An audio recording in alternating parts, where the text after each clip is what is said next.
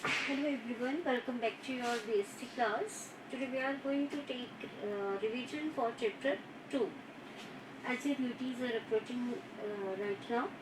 So in chapter 2 you have read about forms of business organization, right? So after reading this chapter you were able to identify different forms of business organization. आपको पता लग गया कि business organization की different forms जो है वो कौन कौन सी हैं. Afterwards, you have explained the features, merits, and limitation of different forms of business organizations. Then you have distinguished between the various forms, and afterwards, factors determining choice of an appropriate form of business organization. आपने देखा कि आप ऐसी कौन सी form है जिसको कि आप अडॉप्ट कर सकते हो. So it helps you in choosing the correct form of business organization if you are trying, right? So now today we are going to take a recap of the chapter.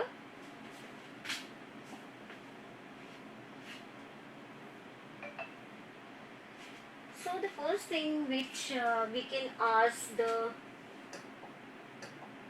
can be asked is the various forms of business organization. One can ask you, after reading this chapter you must know, and one can ask you okay, what are the different forms of business organization. So what would be your answer? Your answer would be there are sole proprietorship, joint in the family business, partnership, cooperative societies, and joint stock company.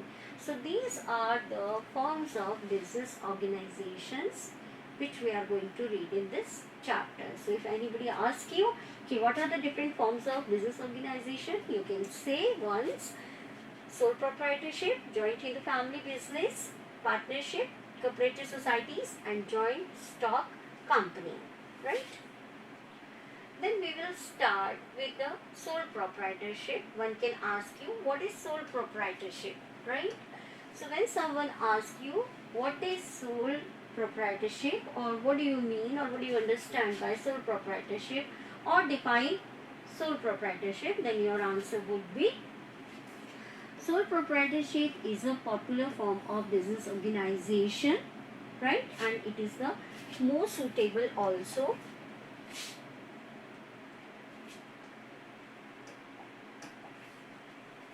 Sole proprietorship refers to a form of business organization which is owned, managed, and controlled by an individual who is recipient of all profits and bearer of all risks. So your answer would be कि sole proprietorship जो है वो क्या है. So you can say कि इसमें जो ownership होती है वो एक ही बंदे की होती है, जो कंट्रोल होता है बिजनेस पे वो भी सिर्फ एक ही पर्टिकुलर इंडिविजुअल का होता है. It is managed by a particular individual, and जो प्रॉफिट है या फिर जो लॉस बेयरिंग है वो भी किसके द्वारा की जाती है, इंडिविजुअल के द्वारा ही की जाती है. सो this is called sole proprietorship, right? Then you can ask, when you are going to explain about the sole proprietorship, you can say it is very common form, right? It is a very common form of business organization. यहाँ beauty parlours जो हैं, hair salons जो हैं, या फिर small scale activities जो होती हैं वो हम इसमें इंक्लूड करते हैं. And generally it runs in are locality. हमारी जो लोकेलिटी होती है जिनमें कि रिटेल के जो आपके शॉपकीपर्स होते हैं या फिर सैलून हो गए या दूसरी चीज़ें हो गई, they all include this sole proprietorship, right?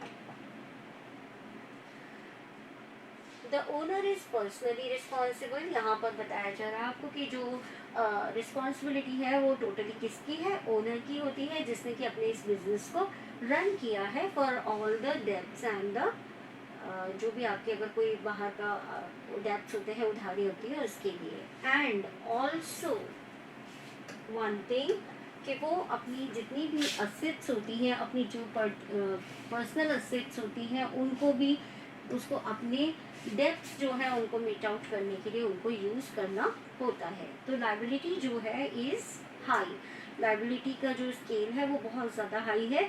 अगर किसी भी तरीके का डेप्ट होता है तो उसको क्या करना होता है, अपनी पर्सनल असेट्स जो है उनके थ्रू उनको बेयर करना होता है, right. Then it comes to features. Features में आपका आता है कि इसका जो फॉर्मेशन और क्लोजर है इट इज़ वेरी इजी। इसको आसानी से कभी भी शुरू किया जा सकता है और उसको बंद किया जा सकता है ओनली बिकॉज कि यहाँ पर जो होल सोल है, मैनेजमेंट है, कंट्रोल है, वो किसका है, एक पर्टिकुलर इंडिविजुअल का है और particular individual is free to take any decision. So कभी भी वो उसकी फॉर्मेशन जो है कभी भी कर सकता है और उसका जो क्लोजर है वो भी वो इजीली कर सकता है, right. Second thing is liability. Liability के लिए आपने पढ़ लिया कि जो सोल प्रोप्राइटरशिप है वो उसमें जो आपकी लाइबिलिटी है वो कैसी है, हाई है। आपको अपनी पर्सनल असेट्स जो है उनके साथ जाकर के भी क्या करना होता है, अपने डेब्ट्स जो है उनको क्लियर करना होता है। The third thing is sole risk bearer and profit recipient.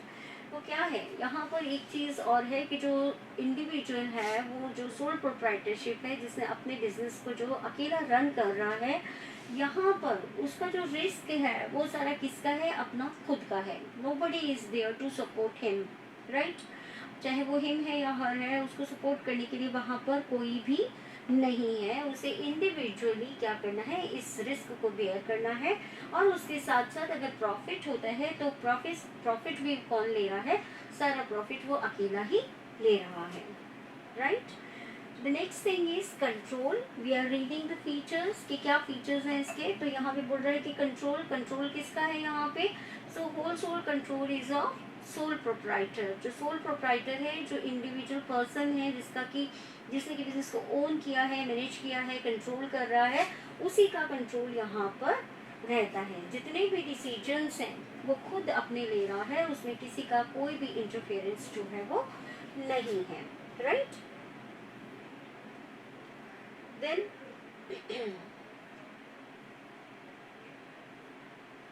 No separate entity. ये कहते हैं यहाँ पर कि ये जो बिजनेस है, ये जो सोल प्रोप्राइटरशिप वाला बिजनेस है, इसका कोई रजिस्ट्रेशन नहीं कर रहा है, आपने कुछ नहीं किया है, तो इसको इंडिविजुअली एक एंटिटी के रूप में, एक लीगल एंटिटी के रूप में इसको नहीं जाना जाता है, राइट। इस कोई सेपरेट एंटिटी जो है वो नहीं है। The owner is therefore held responsible for all the activities of the business। की जो बिजनेस, पर्टिकुलरली बिजनेस जो है उसकी कोई लीगल एंटिटी नहीं है, सब कुछ जो है वो क्या है, ओनर ही है। अगर कोई प्रॉफिट है तो वो भी ओनर ही ले रहा है, और अगर लाइबिलिटीज हैं तो टोटली जो इंडिविजुअल है वही उसके लिए रिस्पॉन्सिबल है, right. Then lack of business continuity. Lack of business continuity किस तरीके से है कि the person is the only one जो उसको अपने बिजनेस को रन कर रहा है। तो इन केस ऑफ एनी इमरजेंसी, अगर किसी भी तरीके का कोई एक्सीडेंट है या फिर कोई डेथ है, तो उस केस में यहाँ पर जो बिजनेस है उसकी कॉन्टिन्यूटी जो है वो खत्म हो जाती है in any emergency case, right. Now we are having the marriage. इसके मेरिट्स जो है वो क्या क्या है आपके मेरिट्स में देखते हैं कि क्विक डिसीजन मेकिंग है। क्विक डिसीजन मेकिंग क्यों है, क्योंकि यहाँ पर जो सोल प्रोप्राइटरशिप है उसमें एक इंडिविजुअल जो है वो अपने डिसीजंस के लिए खुद ही रिस्पॉन्सिबल है, वो खुद ही है जो कि उसे सारे डिसीजंस लेने हैं। तो यहाँ पर जब कोई स्कॉलर चेन नहीं है, जब किसी भी तरीके का आपका बॉस या सबऑर्डिनेट नहीं है आपके पास में, then you have to take your own decision. तो आप अपना डिसीजन जो है वो एट ए टाइम सोच समझ करके ले सकते हैं। तो sir there is no delay in decision making. Then confidentiality of information. Confidentiality किस तरीके से है कि देयर इज नोबडी, कोई भी नहीं है, ना सबॉर्डिनेट है, ना ऊपर आपके कोई बॉसेस हैं। तो आपके बिजनेस के जो भी लीक पोल्स हैं या जो भी आपके अच्छी चीज़ें हैं आपके बिजनेस की, वो आपके तक ही सीमित हैं। सो दिस इज कॉल्ड कि it is confidential of information. Then direct incentives. Direct incentives के लिए कहा जा रहा है कि जो भी प्रॉफिट आ रहा है, किसी भी तरीके का जो प्रॉफिट गेन हो रहा है यहाँ पर, वो किसका है, ओनली द इंडिविजुअल। किसी भी तरीके का जो बेनिफिट है वो केवल उसी के हैं, उसके प्रॉफिट में किसी और का शेयर जो है वो नहीं है। एनी हाउ उसे किसी को भी नहीं देना। अगर उस बिजनेस में अगर प्रॉफिट हो रहा है तो वो पूरा का पूरा प्रॉफिट जो है वो किसका है, सोल प्रोप्राइटर का है, right. Then there is an example of it. Afterward sense of accomplishment, there is a personal satisfaction.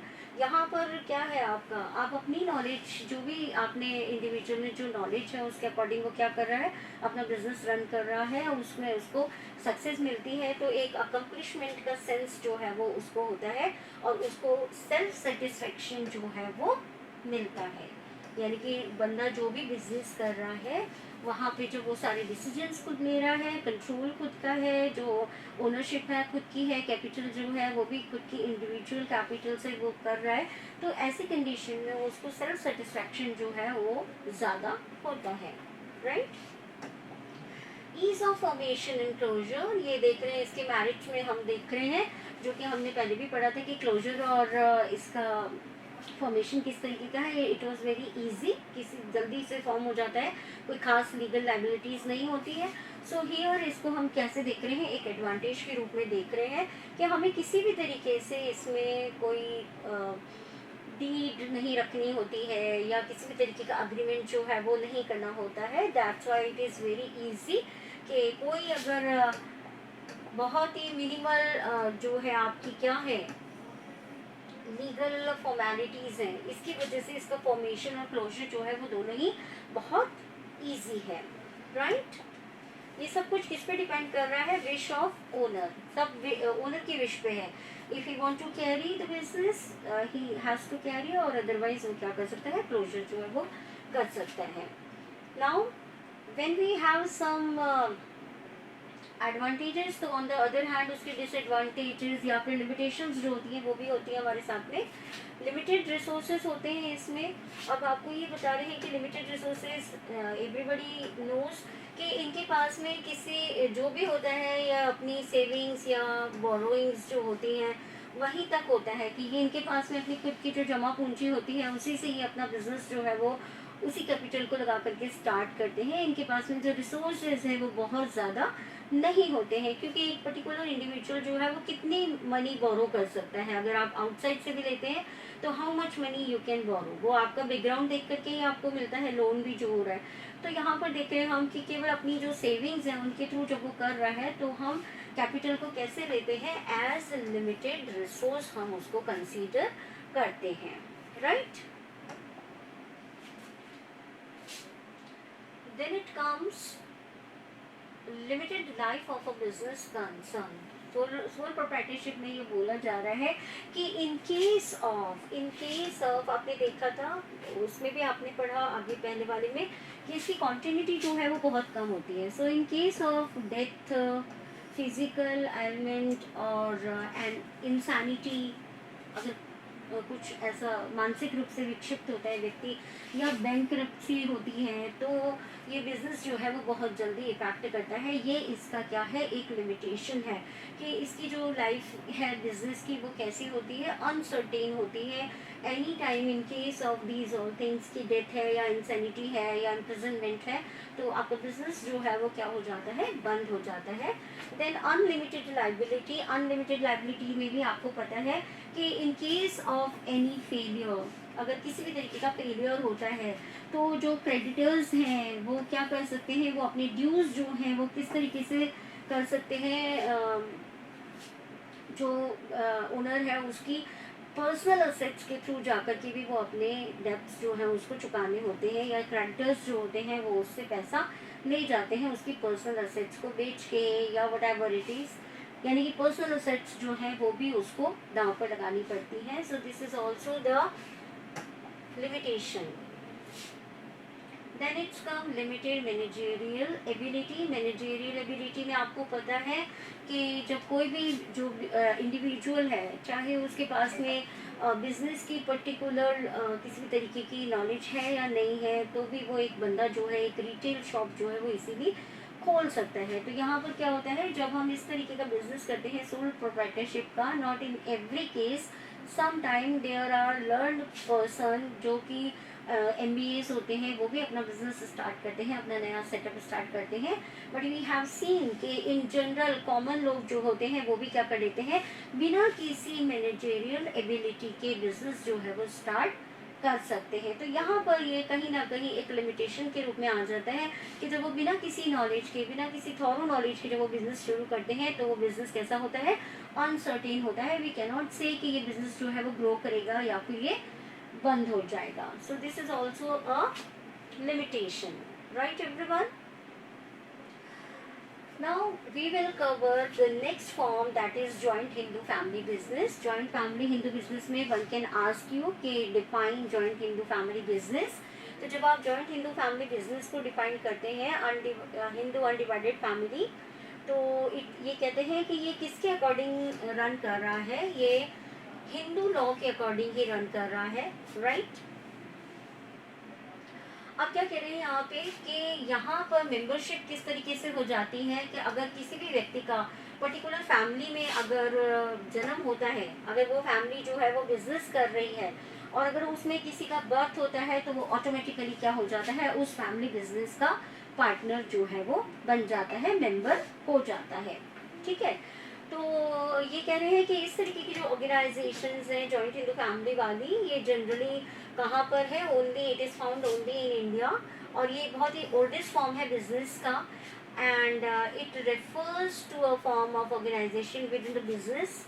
It is owned and carried by the members of the Hindu undivided family. आपने देखा है कि ये वो business है जिसमें कि सालों साल हमारा जो एंसेस्ट्रल बिजनेस है वो चलता आ रहा है, यानी कि एक ही फैमिली का जो बिजनेस है वो चाचा दाऊ ये सारे जो होते हैं ना फैमिली मेम्बर्स जो होते हैं, जिनको आप कॉमन लैंग्वेज में बोलते हो, तो ये सारे लोग जो हैं इसी फैमिली में इन्वॉल्व होते हैं, राइट।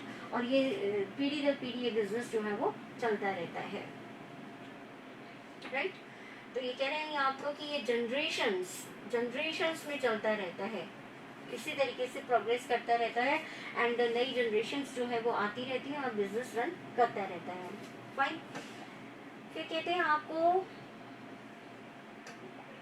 कि ये जो बिजनेस है आपका जॉइंट हिंदू फैमिली वाला जो बिजनेस है, इसका कंट्रोल जो है वो किसके हाथ में होता है, कर्ता के हाथ में होता है इसका कंट्रोल। एंड कर्ता हु इज कॉल्ड कर्ता, कर्ता जो है वो आपका क्या है, head of the family. Family का जो हेड है यानी कि जो सबसे एल्डेस्ट पर्सन है फैमिली में, वो क्या होता है, इसका कर्ता कहलाता है, और वो ही सारा कंट्रोल बिजनेस का अपने हाथ में रखता है, और जो डिसीजंस होते हैं वो उनकी सहमति से लिए जाते हैं, उनके असिस्टेंस से ही लिए जाते हैं। If he is not agrees, if karta is not agree with any decision, तो वो डिसीजन जो है वो वहीं पर वाइंड अप कर दिया जाता है, right. Then it comes features क्या है इसके। आपने पढ़ा कि जॉइंट हिंदू फैमिली जो है वो हमारी हिंदू लॉ के अकॉर्डिंग चलता है, जिसमें पीढ़ी दर पीढ़ी, जनरेशन टू जनरेशन जो एंसेस्ट्रल बिजनेस होता है वो कैरी ऑन होता रहता है। And who is the control और हु मैनेज द बिजनेस, जो मेन होता है वो कौन करता है, वो एल्डेस्ट पर्सन जो आपकी फैमिली का है वो करता है, and he is known as karta, right. Now here some features of this, कि इसका फॉर्मेशन जो है वो किस तरीके से किया जा रहा है। तो यू कैन सी हियर कि फॉर्मेशन जो है जॉइंट हिंदू फैमिली बिजनेस का, there should be at least 2 members होने चाहिए, या फिर पूरी एंसेस्ट्रल प्रॉपर्टी जो है वो यहाँ पर है, एंसेस्ट्रल प्रॉपर्टी जो है यहाँ पर है, यानी कि पूर्वजों की प्रॉपर्टी जो है to be inherited by them, इनके द्वारा इनको उसमें मिल जाती है, उत्तराधिकार में इनको मिल जाती है, right. The business does not require any agreement. अब ये क्या कह रहे हैं आपको कि बिजनेस जो है उसको किसी भी तरीके का एग्रीमेंट जो है वो रिक्वायर्ड नहीं होता है, किसी भी तरीके का एग्रीमेंट इनके बीच में नहीं किया जाता, बस ये तो पीढ़ी दर पीढ़ी, जनरेशन टू जनरेशन आगे की ट्रांसफर होता रहता है जो बिजनेस है आपका, right. Then it comes, it is governed by the Hindu Succession Act। ये किसके द्वारा गवर्न किया जाता है, इसमें कोई एक्ट तो लगाया जाता होगा, तो वो एक्ट जो है वो आपका कौन सा है, हिंदू सक्सेशन एक्ट 1956 का, राइट। सेकेंड थिंग आती है कि इसमें लाइबिलिटी जो है वो किसकी है। लाइबिलिटी वही लाइबिलिटी लेना भी तो ज़रूरी है। आप बाहर से अगर मनी बोरो कर रहे हो या फिर आप बाहर से रॉ मटेरियल ले रहे हैं, तो उन सब चीज़ों को कौन वो करेगा? अगर आपने उधार पे उठाया तो कौन चुकाएगा पैसा? तो कोई भी रिस्पॉन्सिबल पर्सन होना चाहिए। तो यहाँ पे कह रहे हैं कि जो लाइबिलिटी है वो किसकी है? सबसे ज़्यादा लाइबिलिटी जो होती है वो कर्ता की होती है। ठीक है, कर्ता की जो लाइबिलिटी है वो अनलिमिटेड है। बाकी के लोगों की भी लाइबिलिटीज़ हैं, बट वो पर्सनल एसेट्स पे आकर के नहीं है। लेकिन कर्ता जो है उसकी लाइबिलिटी जो है वो सबसे ज़्यादा है, और उसे अपनी पर्सनल एसेट्स के थ्रू भी उसको क्लियर करना होता है if any debts is there. उसके बाद में ये बोलते हैं कि कंट्रोल जो है वो किसका है। तो ओवरऑल कंट्रोल जो है वो किसका है? Eldest person of the family who is called कर्ता, उसका यहाँ पर पूरा का पूरा कंट्रोल जो है वो है। एंड उसके अलावा कि जितने भी डिसीजंस होते हैं वो किसके पास में उसकी अथॉरिटी होती है उनको मैनेज करने की? कर्ता के पास में ही होती है। अगर वो if he is paying liabilities, responsibility bear कर रहा है, तो फिर यहाँ पर उसका इतना अधिकार भी होता है कि वो डिसीजंस जो है वो अपने भी हाथ पर लेता है। His decision are binding on the other members. ये आप आगे पढ़ोगे तो आप इसको लिमिटेशंस में भी देख लोगे कि उसके जो डिसीजंस होते हैं वो दूसरे मेंबर्स को बाउंड करते हैं, राइट। उसके बाद में आता है आपका कॉन्टिन्यूटी। कॉन्टिन्यूटी में यू कैन सी कॉन्टिन्यूटी कैसी होगी इसकी? कम होगी या चलती रहेगी? तो कॉन्टिन्यूटी जो है वो चलती रहेगी। क्यों चलती रहेगी? क्योंकि अगर एक मेंबर है, अगर वो एल्डेस्ट पर्सन जो है, अगर वो एनी हाउ अगर कोई भी इमरजेंसी कंडीशंस होती हैं या फिर उसकी डेथ होती है, तो जो नेक्स्ट पर्सन है वो कर्ता की पोजीशन जो है वो उसको ले लेता है, राइट। यहाँ पे जैसे आपको लिखा हुआ भी है, यू कैन सी हियर कि जो नेक्स्ट है इन केस और ऑफ डेथ ऑफ कर्ता, जो भी कर्ता है, प्रेजेंट कर्ता जो भी है, अगर उसकी डेथ होती है या कोई और डिफिकल्टी अगर आती है, तो जो नेक्स्ट एल्डेस्ट मेंबर होता है he takes up the position of karta, right. तो इस तरीके से बिजनेस की कंटिन्यूटी जो है वो चलती रहती है। Then it comes minor member. Minor member किस तरीके से है? आपको मैंने स्टार्टिंग में भी बताया था कि ऑटोमेटिकली अब कोई भी न्यूबॉर्न है, अगर वो किसी भी फैमिली में जो कि एक जॉइंट हिंदू फैमिली बिजनेस है, अगर वहाँ पे कोई किसी का जन्म होता है बच्चे का, तो वो ऑटोमेटिकली क्या हो जाता है, बाय बर्थ ही वो उस बिजनेस का भी मेंबर बन जाता है। तो दिस इज के माइनर मेंबर्स जो है वो अपने आप ही बन जाते हैं। Although they are not participating in business, how could it possible, लेकिन उनका एक शेयर जो होता है वो बिजनेस में सिक्योर हो जाता है। अब इसके मेरिट्स देखते हैं कि जॉइंट हिंदू फैमिली बिजनेस जो है उसके मेरिट्स क्या क्या है, यानी कि फ़ायदे, एडवांटेजेस क्या है। कि ये कहते हैं कि इफेक्टिव कंट्रोल होता है, कि पूरा का पूरा जो डिसीजन है वो किसका है? कर्ता का है, जो कि पावरफुल है बिजनेस में, और सारे डिसीजंस वही ले रहा है, जिसकी वजह से क्या होता है, कॉन्फ्लिक्ट्स जो होते हैं वो अवॉइड हो जाते हैं। We can consider later it in limitations also, कि यहाँ पर तो हम उसको एडवांटेज में दिखा रहे हैं। किस तरीके से दिखा रहे हैं कि अगर कोई भी फैमिली बिजनेस है, तो जो सबसे बड़ा एल्डेस्ट पर्सन है वो करता है उसका, तो बाकी के लोग जो हैं उनको उसका कहना मानना ही होगा, और चूंकि वो बड़े हैं तो बाकी के लोगों में कॉन्फ्लिक्ट जो है वो नहीं आएंगे, ऐसा माना जाता है। तो इसको एक एडवांटेज के रूप में हम यहाँ पर देख रहे हैं, ठीक है। तो जितने भी मेंबर्स हैं उनका किसी भी तरीके का पर्टिकुलर कोई इंटरफेरेंस नहीं है, दैट्स वाई कोई कॉन्फ्लिक्ट्स भी नहीं है। सारी जिम्मेदारी जो है वो किसकी है? कर्ता की है यहाँ पर डिसीजन मेकिंग की। कॉन्टिन्यूड बिजनेस एग्जिस्टेंस, ये कह रहा है कि बिजनेस जो है वो कॉन्टिन्यूसली एग्जिस्ट करता है। कॉन्टिन्यूसली क्यों एग्जिस्ट कर रहा है? क्योंकि उसको किसी भी तरीके की ऐसी थ्रेट जो है वो नहीं होती है, ठीक है, कॉन्टिन्यूटी की या टर्मिनेशन की या किसी भी इस तरीके की नहीं होती है, क्योंकि वो फैमिली बिजनेस है। Any how in any circumstances अगर कर्ता जो है उसको रिप्लेस किया जाता है, तो नेक्स्ट जो एल्डेस्ट पर्सन है वो उसकी पोजीशन ले लेता है, और बिजनेस जो है वो कंटिन्यूटी में रन करता रहता है। Then limited liability of members, देखिए लिखा हुआ है कि मेंबर्स की, नॉट कर्ता, यहाँ पे लिखा हुआ है कि मेंबर्स जो हैं उनकी लाइबिलिटी जो है वो बहुत कम है, उन्हें अपनी पर्सनल एसेट्स के साथ में जा कर के किसी भी तरीके की डेट जो है वो या क्रेडिटर्स के लिए वो जिम्मेदार नहीं होते हैं, राइट। तो इनकी जो वो है लिमिटेड है, मेंबर्स की जो लाइबिलिटी है वो लिमिटेड है और कर्ता जो है उसकी अनलिमिटेड है।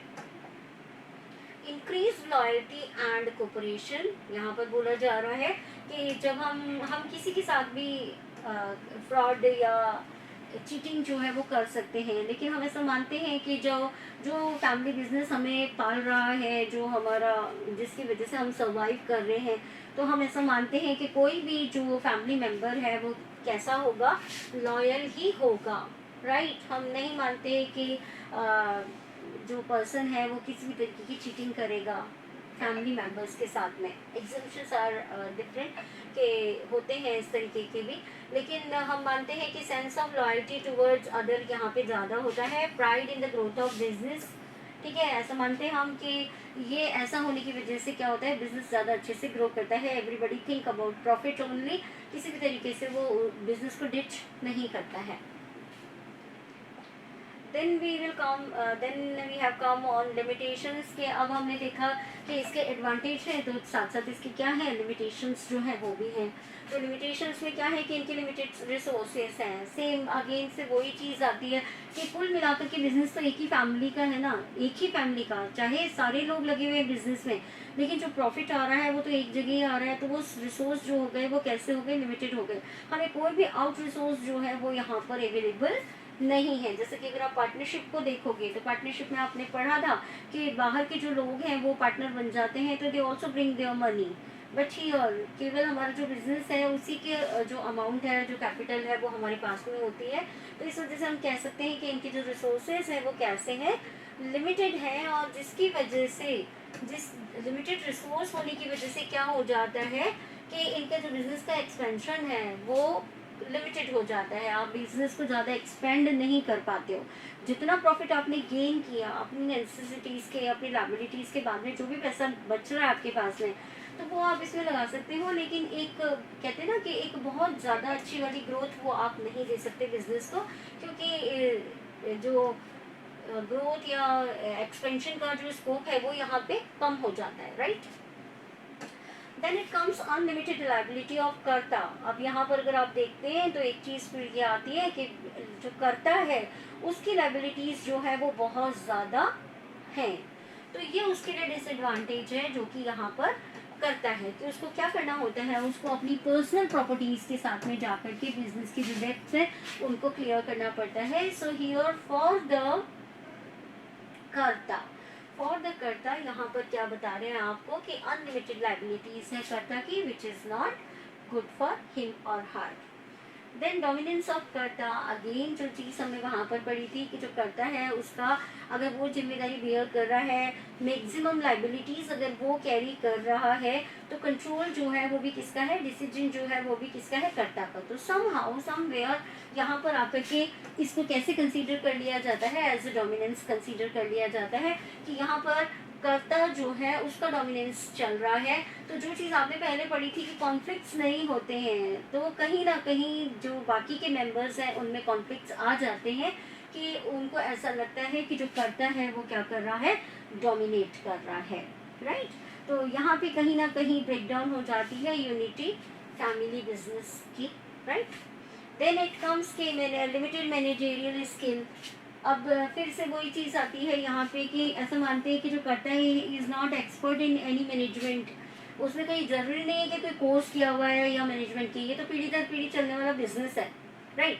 तो इन दैट केस कि यहाँ पर लिमिटेड मैनेजेरियल स्किल हो जाते हैं। करता जो है वो सिर्फ अपने एक्सपीरियंस के ऊपर, जो उसने पहले देखा और फिर खुद संभाला और फिर जो दूसरा एक्सपीरियंस वो अपने जो यंगर्स हैं उनको दे रहा है, तो उसी के अकॉर्डिंग ये बिजनेस जो है वो रन कर रहा है। बाकी अलग से इनकी कोई भी मैनेजमेंट की डिग्री या मैनेजमेंट की स्टडी टाइप कुछ भी नहीं होता। जिसका हमें क्या भुगतान करना पड़ता है, हमें ये देखना पड़ता है कि हमारे जो प्रॉफिट्स होते हैं it results into what, it results into poor profit और इवन लॉसेस, ये जो मैनेजेरियल ट्रिक्स जो है इनको नहीं है, ऐसी नॉलेज नहीं है, इसकी वजह से क्या हो जाता है कई बार कि हमारे जो प्रॉफिट्स हैं वो बहुत पुअर हो जाते हैं, और कई बार हमें बिजनेस जो है वो लॉस में भी जाना पड़ता है, राइट।